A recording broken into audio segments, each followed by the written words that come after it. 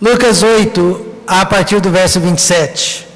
E quando desceu para a terra, saiu-lhe ao encontro, vindo da cidade, um homem que desde muito tempo estava possesso de demônios, e não andava vestido, nem habitava em qualquer casa, mas nos sepulcros. E quando viu Jesus, prostrou-se diante dele, exclamando e dizendo com grande voz: Que tenho eu contigo, Jesus, Filho do Altíssimo? Peço-te que não me atormentes. Porque tinha ordenado ao espírito imundo que saísse daquele homem, pois já havia muito tempo que o arrebatava, e guardavam-no preso com grilhões e cadeias, mas quebrando as prisões, era impelido pelos demônios, ou pelo demônio, para os desertos. Perguntou-lhe Jesus, dizendo: Qual é o teu nome? E ele disse: Legião, porque tinha entrado nele muitos demônios. E rogava-lhe que não os mandasse para o abismo. E andava ali, pastando no monte, uma vara de muitos porcos. E rogaram-lhe que lhes concedesse entrar neles, e concedeu-lhe. E tendo saído os demônios do homem, entraram nos porcos, e a manada precipitou-se de um despenhadeiro no lago e afogou-se. E aqueles que os guardavam, vendo o que acontecera, fugiram e foram anunciá-lo na cidade e nos campos. E saíram a ver o que tinha acontecido. E vieram ter com Jesus, e acharam então o homem de quem havia saído os demônios, vestido em seu juízo, assentado aos pés de Jesus, e temeram. E os que tinham visto contaram-lhes também como fora salvo aquele endemoniado. E toda a multidão da terra dos Gadarenos, ao redor, lhe rogou que se retirasse deles, porque estavam possuídos por grande temor. E entrando ele no barco, voltou. E aquele homem de quem haviam saído os demônios, rogou-lhe que deixasse estar com ele. Mas Jesus o despediu, dizendo: Torna para a tua casa, e conta quão grandes coisas te fez Deus. E ele foi apregoando por toda a cidade quão grandes coisas Jesus lhe tinha feito. Pai querido e glorioso, assim como este ex-endemoniado, nós estamos sendo enviados também para as nossas casas, para os nossos lares, para as nossas famílias, para que os nossos possam também saber quão grandes coisas Deus tem feito por nós, quantas maravilhas Deus tem derramado em nossas vidas. Pai, nesta manhã, eu quero pregar sobre o lar, doce lar. E eu peço ao Pai que cada homem, cada mulher, cada filho, possa valorizar a família que tem, valorizar os pais que tem, valorizar a casa que tem. E que todos nós possamos sair daqui decididos que vamos ser uma bênção dentro do nosso lar. No nome de Jesus, amém. Podem se sentar?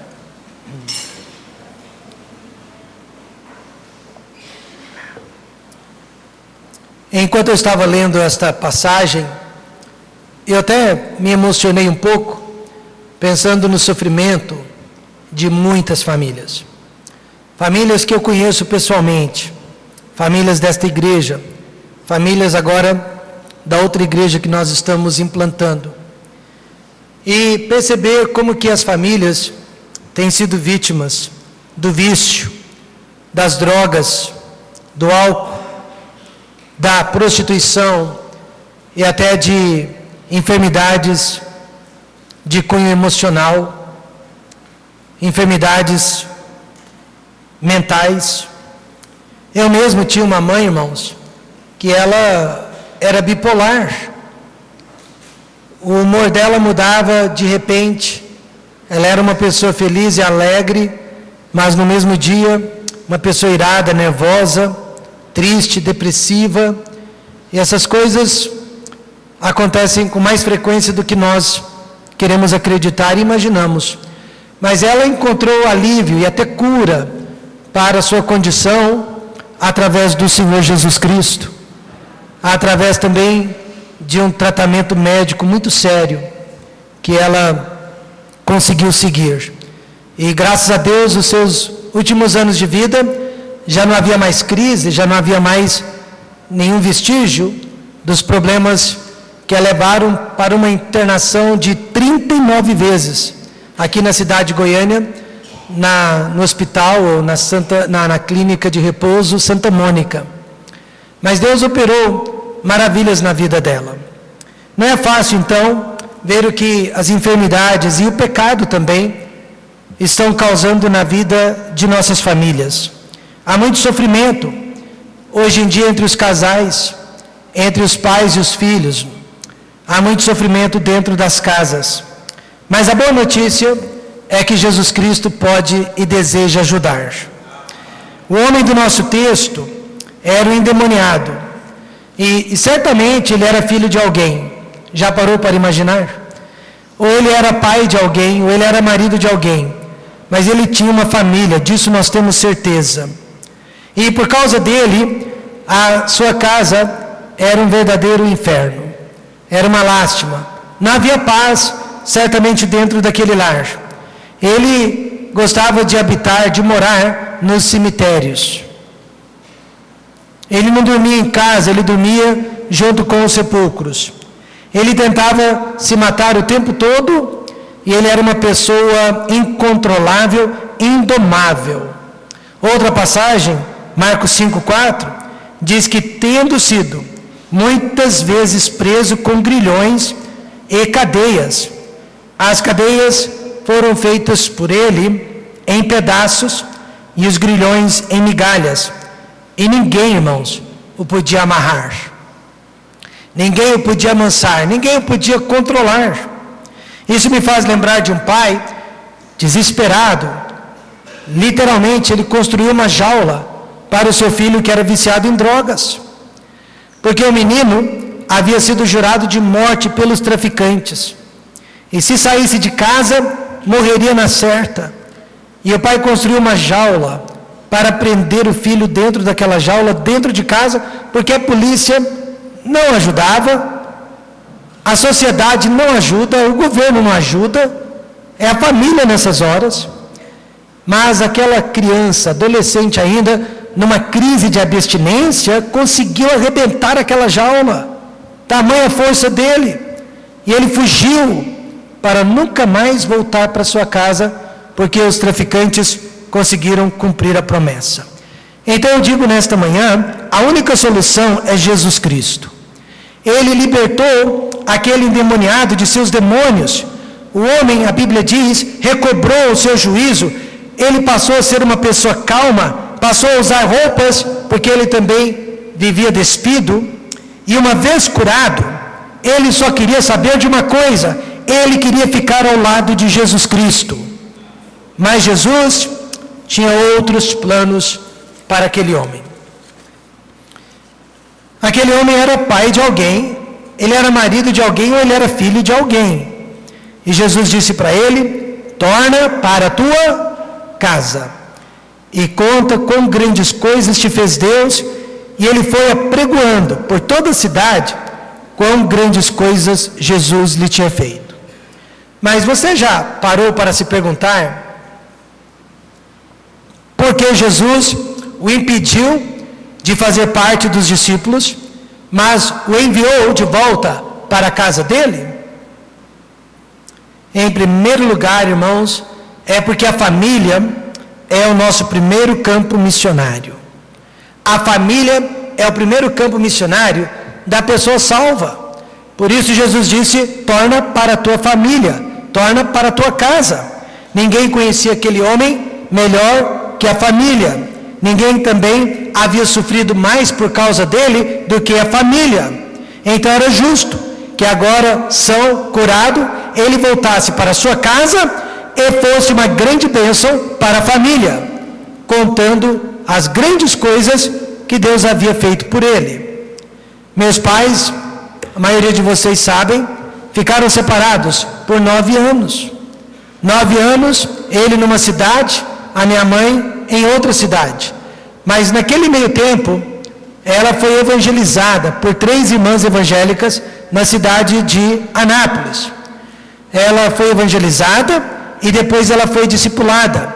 E o discipulado demorou muito tempo. Mas durante o discipulado, uma daquelas irmãs disse para minha mãe: torna para a tua casa. Seu marido ainda não se casou de novo, você não se casou de novo, torna para a tua casa e conte lá também as maravilhas que Deus tem feito em sua vida.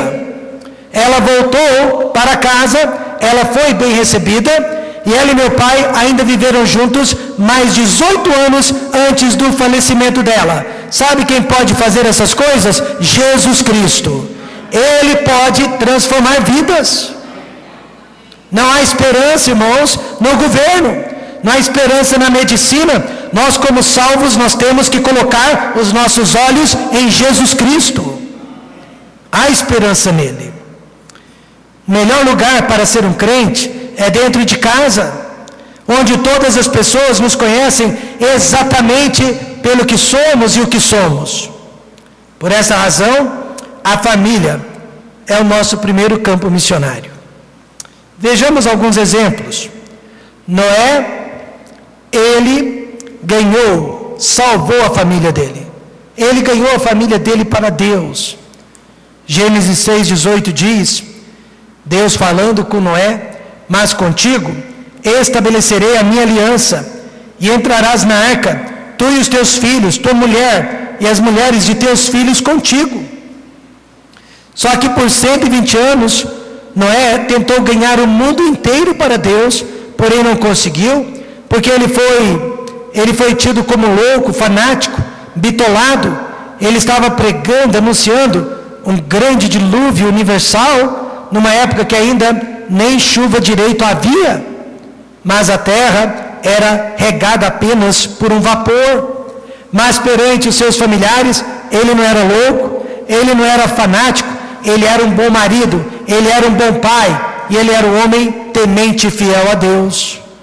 E a mesma coisa aconteceu com Cornélio, em Atos capítulo 10, ele era romano, ele era gentil, mas quando ele aceitou a fé dos judeus, quando ele se converteu a Jesus Cristo, quando ele foi salvo, a esposa e os filhos, no mesmo dia, seguiram o exemplo daquele pai. Por quê? Porque Cornélio também tinha testemunho perante a casa dele. Não adianta, irmãos, querer ganhar a família para Cristo, mas sendo um mau marido, sendo um mau pai, sendo um mau filho, porque a família só se ganha através do testemunho. Por isso eu me lembro, quando o irmão Silvio aceitou o Senhor Jesus Cristo como Salvador. Na época, a Lidiane ficou desconfiada. Lembro-me de visitá-los na casa deles, a Lidiane bastante quieta, analisando, apenas para ver se aquilo era mesmo verdade. Mesmo porque até então, o Silvio já tinha dado um pouquinho de trabalho para ela. E ela não estava disposta a acreditar assim, da noite para o dia. Lembro-me de visitá-los, a Jéssica era ainda uma bebezinha, ela me recebia na porta me mandando embora. Ela tinha uma chupeta e uma fraldinha na mão, e eu chegava lá para chamar os pais, e ela vinha na porta e me mandava embora. Mas eu não ia embora não. Eu entrava naquela casa, fazíamos a visita, fazíamos a oração. A Lidiane finalmente veio na nossa igreja, e ela percebeu que era uma igreja séria, amém, irmãos? Ela percebeu que a palavra de Deus era séria, e ela também, irmãos, acabou fazendo uma decisão, e hoje esse casal está aqui conosco. Por quê? Porque o Silvio se converteu e tornou-se um bom exemplo para a família dele. E esta é a promessa de Deus: crê no Senhor Jesus Cristo e será salvo, tu e a tua casa. Pastor, não é bem isso, né? O que a Bíblia está dizendo. É isso que a Bíblia está dizendo. Não que a sua fé vai salvar o seu parente, mas a sua fé vai influenciar o seu parente. Outro exemplo, Josué liderou a família dele para Deus. Josué 24:15, versículo muito conhecido. Porém, se vos parece mal aos vossos olhos servir ao Senhor, escolhei hoje a quem sirvais. Se aos deuses a quem serviram vossos pais, que estavam além do rio, ou aos deuses dos amorreus, em cuja terra habitais. Porém eu e a minha casa serviremos ao Senhor. Agora me permita parafrasear este texto. Você tem amigos dentro da própria igreja para quem você tem que dizer essas palavras. Você tem parentes fora da igreja para quem você tem que dizer essas palavras.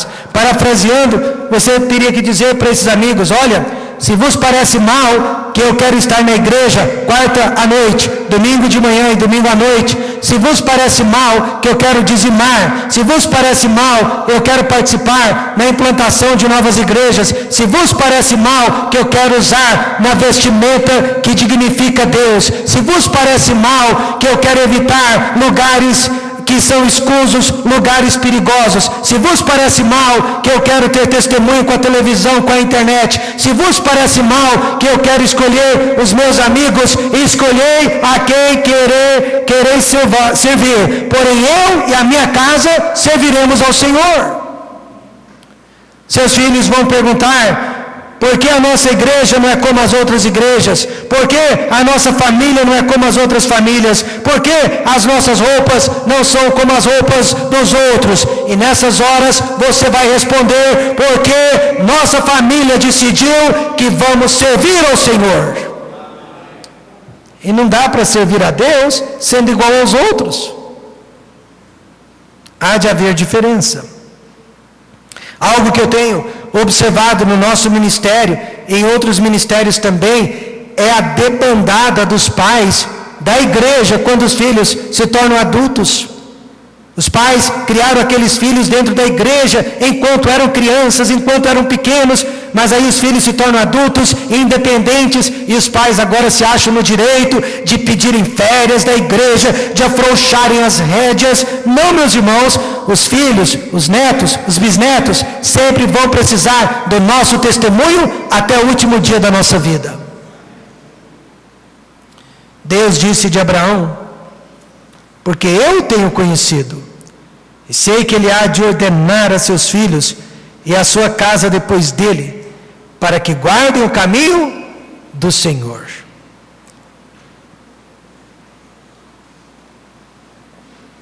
A família é o nosso primeiro campo missionário. Eu creio que se perdermos a família, não adianta ganhar o mundo inteiro. Jesus disse para o ex-endemoniado: torna para a tua casa, conta quão grandes coisas Deus te fez. Torna para a tua casa, seja uma bênção. Em segundo lugar, a família é o primeiro celeiro de bênçãos para o salvo. Jesus disse: e conta o quê? Quão grandes coisas te fez Deus. Como era aquela casa antes da salvação daquele homem? Eu imagino, havia muitas brigas, despesas médicas, porque ele vivia se machucando, e despesas também com o sistema legal da cidade, porque ele agia como criminoso. Ele era um lunático. Não havia paz naquela família, certamente não havia amor e não havia amizade. Só havia brigas. Agora Jesus olha para ele e diz: torna para a tua casa, conta quão grandes coisas eu te fiz. Sabe o que isso nos ensina? Em primeiro lugar, o lar é um lugar de paz. O lar não é lugar de briga. O lar não é lugar de divisão. O lar não é lugar de opiniões fortes. O lar não é lugar de separação, onde a esposa dorme num quarto, o marido no outro. O lar não é lugar de inimizades. Efésios 4:29, falando sobre o lar, diz: não saia da vossa boca nenhuma palavra torpe, mas só a que for boa para promover a edificação, para que dê graça aos que a ouvem. Nós usamos muito esse texto e esse contexto para falar da igreja também, mas o contexto aqui é a família. O contexto aqui é o lar.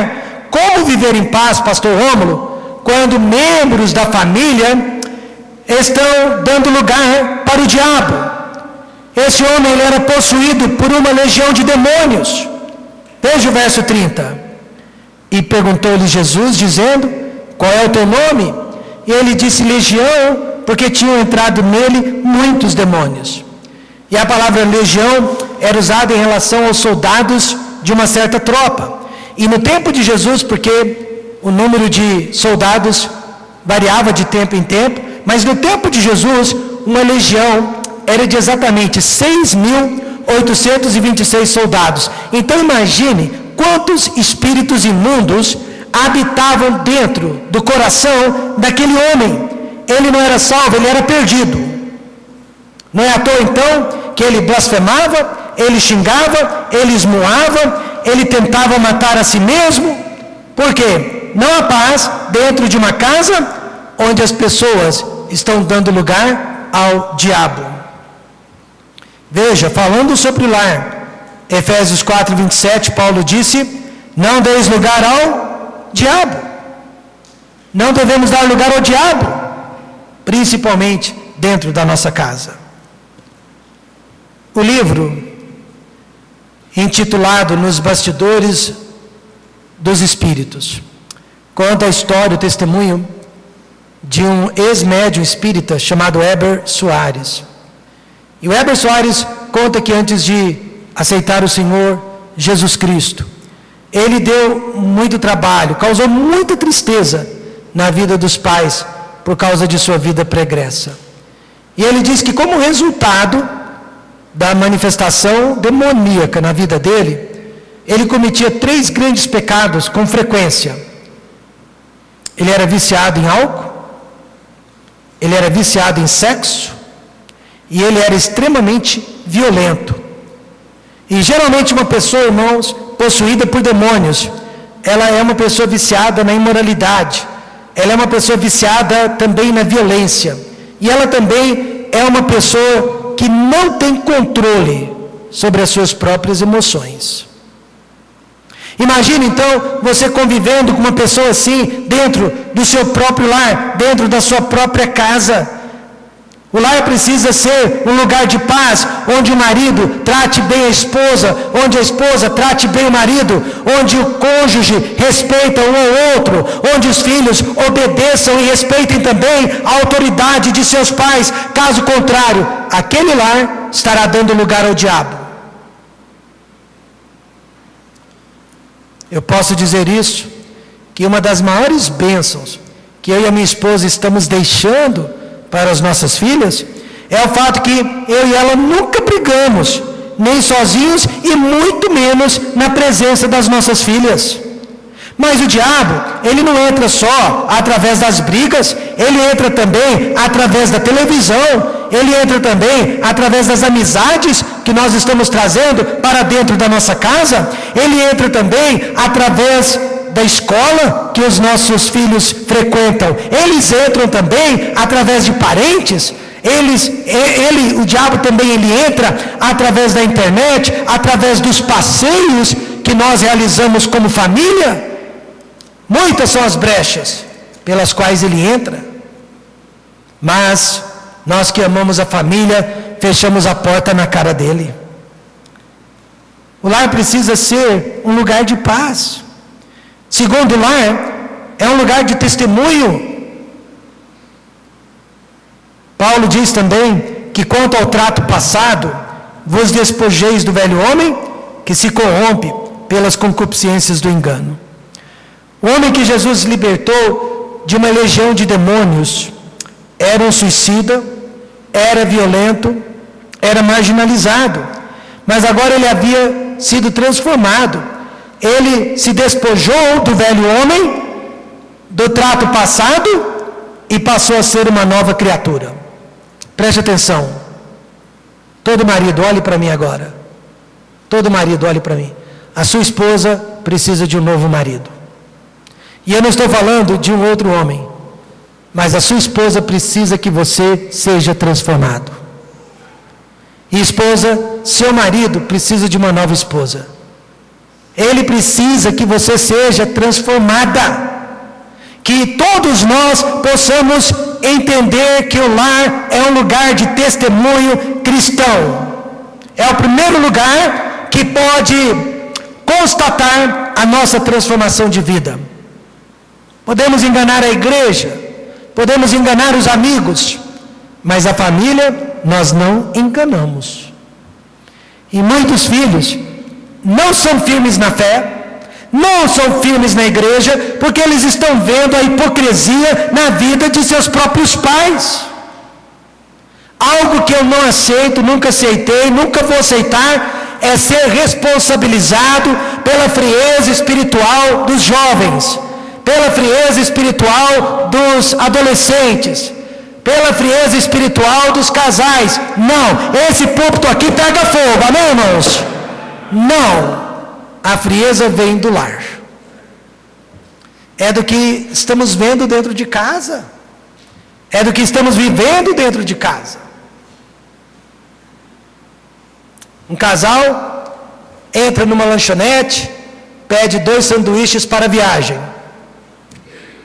O dono da lanchonete prepara os sanduíches, coloca tudo dentro de um saquinho para a viagem. Lá na frente, 1 hora depois, eles param para comer os sanduíches e descobrem que, por engano, ao invés de sanduíches, o dono da lanchonete colocou ali dentro toda a remuneração do dia, dinheiro que era para depósito no banco. O casal, mais que depressa, voltou, 1 hora depois, chegou lá na lanchonete e devolveu o dinheiro. Você pode imaginar a alegria do dono daquela lanchonete? E ele disse: olha, eu não acredito, eu estava desesperado, eu tinha que pagar dívidas. Eu tenho um amigo que é repórter, eu vou chamá-lo, ele vai entrevistá-los, porque o que vocês fizeram não acontece hoje em dia, precisa ser noticiado. Mas o casal: não, por favor, nós não queremos esse tipo de ibope, nós não queremos chamar atenção. Mas o dono da lanchonete estava decidido que iria chamar o repórter. Então, o homem chamou o dono da lanchonete de lado e disse: não faça isso, essa mulher não é minha esposa, ela é minha amante. E eu não, já imaginou o constrangimento se a minha esposa ficar sabendo disso? Não é à toa que Jesus disse: ai de vós, escribas e fariseus, hipócritas. Hipocrisia é isso, é você viver diferente do que você acredita, é você falar uma coisa e fazer outra, pois que sois semelhantes aos sepulcros caiados, que por fora realmente parecem formosos, mas interiormente estão cheios de ossos de mortos e de toda a imundícia. O lar, a família, é o primeiro lugar onde nós damos testemunho de Cristo. Bom ou mal, você e eu estamos dando testemunho dentro do lar. Todavia, é um lugar onde as pessoas nos conhecem pelo que realmente nós somos. E agora, em terceiro e último lugar, a família é a primeira agência enviadora. Eu gostei muito do que juntamente com o Miguel, como que é o nome do jurista que pediu impeachment da presidente? Miguel, e o nome da advogada que está com ele? Janaína. Eu gostei muito do que ela disse. Ela disse: gente, nós temos que criar nossos filhos agora, inculcando neles honestidade, lealdade, inculcando neles valores cívicos e morais, para que eles possam ser os políticos do amanhã. E só assim haverá uma transformação na nossa cultura. Corretíssima, não é verdade? Corretíssima. Não adianta você querer resolver o problema hoje. Do jeito que está, não tem cura. Nós temos que investir no futuro. E as crianças, são o nosso futuro. Veja, Jesus disse para aquele homem: torna para a tua casa e conta quão grandes coisas te fez Deus. E ele foi apregoando por toda a cidade quão grandes coisas Jesus lhe tinha feito. O ex-endemoniado, ele iniciou o ministério dele dentro de casa. Mas logo, seu testemunho se espalhou. E assim como Jesus, ele foi recebido por alguns e rejeitado pela grande maioria das pessoas. Veja o verso 37. E toda a multidão da terra dos gadarenos, ao redor, lhe rogou que se retirasse deles. Vai embora daqui! Porque estavam possuídos de grande temor, e entrando ele no barco, voltou. Primeiro ele foi enviado para a própria casa dele. A Bíblia não diz se a família dele foi salva ou não, nós não sabemos. Mas tudo leva a crer que sim. Já pensou receber de volta aquele marido, aquele pai, aquele filho completamente transformado? E qual foi a mensagem que ele pregou para a família quando chegou em casa? Quão grandes coisas Deus te fez. Ele não pregou religião, ele não pregou política, ele não pregou esporte, ele pregou Jesus. Aliás, a primeira parte do verso diz quão grandes coisas Deus te fez, mas a segunda parte diz quão grandes coisas Jesus lhe fez, mostrando que Jesus é Deus. Todos os anos, certo casal, crente, se reunia com a família, ou na ceia de Natal ou na ceia de Ano Novo, mas sempre dava briga. Era uma briga atrás da outra, porque aquele casal queria empurrar a fé e a religião deles goela abaixo de seus familiares. Ao invés de contar das bênçãos de Deus, do poder de Deus, eles ficavam discutindo religião. E por isso só dava em briga. Ninguém era edificado, ao contrário, a família ficava mais ainda separada. Mas não foi isso que o homem gadareno fez. Ao invés de chegar em casa e contar sobre a hipocrisia dos fariseus, ele foi para casa e pregou o amor de Jesus Cristo. Eu conheço uma irmã em Cristo cujo marido é perdido, já há mais de 25 anos, mas ele ainda vai ser salvo. Pastor, como que o senhor sabe disso? Porque ela nunca critica o marido, ela nunca fala mal da religião do marido, ela nunca critica o gosto que o marido tem pela cerveja e pelo futebol. Ao contrário, ela é sempre positiva, ela sempre está falando das bênçãos de Deus, das pregações do pastor, das respostas das orações. Amém, irmãos? Ele ainda vai ser salvo. Veja então que todos nós somos missionários dentro de casa, porém há outros lugares para serem alcançados. Ele foi enviado para o mundo. Veja o verso 39. E ele foi pregando por toda a cidade, com grandes coisas Jesus lhe tinha feito. Assim que eu me converti a Cristo, eu tinha 12 anos de idade. E aconteceu algo na minha vida que teria mudado todo o percurso da minha vida, se não fosse pela sabedoria do meu pai. Teria calado a minha boca para sempre. Aceitei a Cristo, eu estava entusiasmado com o Evangelho. Fui para a casa dos vizinhos e comecei a pregar o Evangelho. Minha irmã mais velha, que ainda não havia se convertido, ficou apavorada, ficou morrendo de vergonha, que o irmão dela, caçula, estava falando de Jesus para outras pessoas. Ela correu para casa e disse para o meu pai que eu estava incomodando os vizinhos, que eu estava causando vergonha, que eu estava fazendo um papelão. Se o meu pai tivesse concordado com ela e tivesse me repreendido, ele teria aniquilado ali na hora, ele teria matado naquele momento um evangelista, um missionário. Mas ele foi sábio, e ele me defendeu na presença dela e disse: ele não está errado não, ele está fazendo a vontade de Deus. Errado é ficar calado, amém, irmãos? Errado é não contar das bênçãos e maravilhas que Deus tem realizado em nossas vidas. E é da família que surgem os políticos, honestos ou desonestos. É da família que surgem os médicos, bons e maus, os advogados, bons e maus, os pastores, bons e maus, os missionários, bons e maus.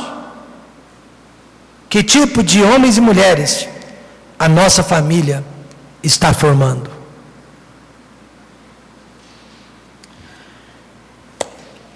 Terminando, irmãos, a família é o nosso primeiro campo missionário. Sexta-feira eu disse para alguém: você quer conhecer o meu testemunho, os meus padrões? Não olhe para a minha igreja, olhe para a minha família. Porque eu sou responsável apenas pela esposa e pelas filhas. A família é o nosso primeiro campo missionário. A família é o celeiro de todas as bênçãos. E a família É uma agência enviadora. O que vai sair dela, hein? O que já tem saído dela? Infelizmente, a família sofre muito por causa do pecado. Só Deus sabe, né? Como é difícil conviver com as drogas. Quantos aqui, como eu, já tiveram membros da família viciados em qualquer tipo de substância? Quantos aqui, como eu, já tiveram membros da família viciados na imoralidade? Quantos aqui, como eu, vieram de lares, pais divorciados ou separados? Só Deus sabe, né? O sofrimento que é. Mas eu tenho uma boa notícia. O que aconteceu com a nossa família de ontem, não precisa e não vai acontecer com a nossa família de hoje. Por quê? Porque nós temos a palavra de Deus. Porque nós não vamos dar lugar ao diabo. Muitas famílias sofrem com drogas, bebidas, vícios, violência, infidelidade. Mas a boa notícia, Deus pode salvar a família. Ele tem transformado muitas famílias que estão aqui nesta manhã. E Ele quer continuar salvando e transformando. Quando eu era jovem, solteiro, assim como o André, o João Mendonça, eu fazia questão de participar de todas as aulas sobre família. Até para os casais. Mas o que você está fazendo aqui, Romulo? Você é solteiro? Por enquanto. Mas eu vou casar um dia. E eu quero já saber o que eu preciso fazer para ter uma família feliz. Você já sabe o que fazer. Faça. Hoje o apelo é só para os homens. Só para os homens. Só para os homens. Vamos deixar o nosso lugar e vamos vir aqui na frente salvar e proteger a nossa família.